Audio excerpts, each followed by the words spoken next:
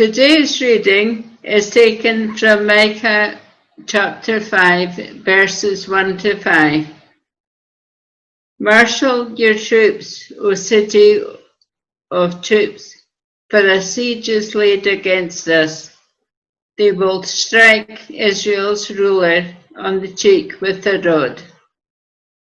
But you, Bethlehem Ephrathah, though you are small among the clans of Judah, out of you will come from me one who will be ruler over Israel, whose origins are from of old, from ancient times. Therefore, Israel will be abandoned until the time when who is in labor gives birth, and the rest of his brothers return to join the Israelites. He will stand and shepherd his flock in the strength of the Lord, in the majesty of the name of the Lord his God, and they will live securely, for then his greatness will reach to the ends of the earth, and he will be their peace.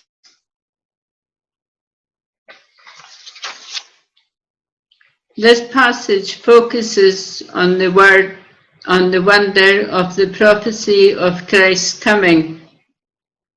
We will be saved because this Messiah is coming.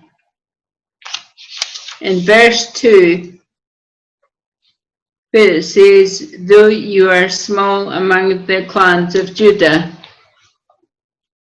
Bethlehem is small, but God chooses something small and quiet, and does something then that changes the course of history and eternity. He does this so that we see the mercy of God. He is not impressed by our bigness. He does anything to show his freedom and mercy. The Apostle Paul says, God chose what is foolish in the world to shame the wise. God chose what is weak in the world to shame the strong. God chose what is low and despised in the world, even things that are not, to bring to nothing things that are, so that no human being might boast in the presence of God. Let him who boasts, boast in the Lord.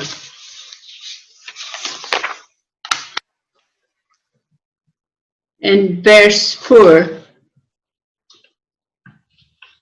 we read, he will stand and shepherd his flock in the strength of the Lord, in the majesty of the name of the Lord his God, and they will live securely, for then his greatness will reach to the ends of the earth. God will protect his people and give them peace. He does 4 things.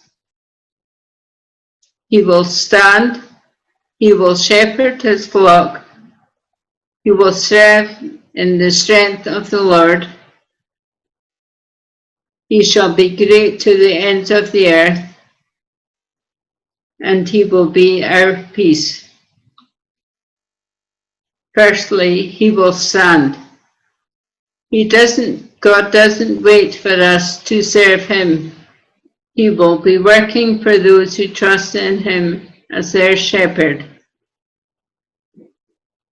He will shepherd his flock. God won't leave us, but will lead us in green pastures. Thirdly, he will serve in the strength of the Lord, in the majesty of the name of the Lord his God. We must walk behind him like a trusting sheep. Fourthly, he shall be great to the ends of the earth. Every knee will bow and confess him as Lord. The whole earth will be filled with His glory. And lastly, in verse 5, He will be our peace. The song I've chosen is O Come All Ye Faithful, joyful and triumphant. And the reason I chose this song is because at Christmas time, God comes among us, and we all should be joyful and thankful for God's coming.